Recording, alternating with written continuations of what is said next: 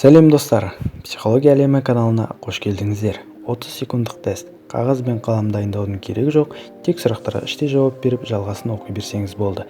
Жауап бере алмасаңыз, келесі сұраққа өтіп кете беріңіз. Дайын болсақ, біз бастаймыз.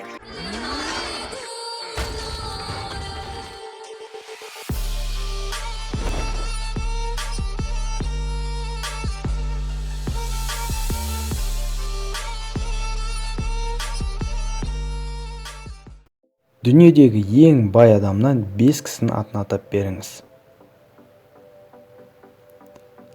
Жақын жылдары Нобель сыйлығын алған 5 кісіні атап беріңіз.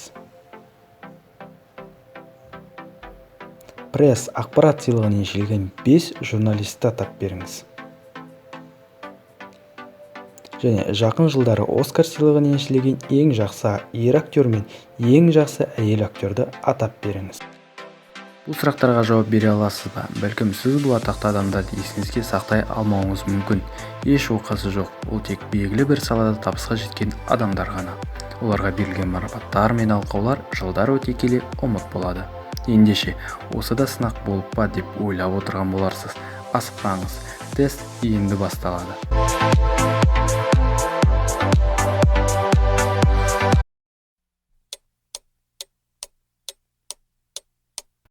Сізге ең көп тәлім беріп, білім үйреткен 3 оқытушыңыз есіңізде ме?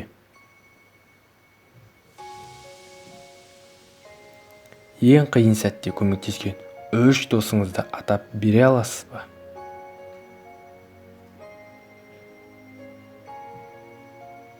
Сізге мән мағыналы істермен айналысуды өз іс-әрекеті арқылы көрсетіп, әсер қалдырған адамдардан 5-еуін айтып бере аласыз ба? Ең бақытты сәтін сізбен бірге өткізуді қалайтын 3 адамды атап беріңіз.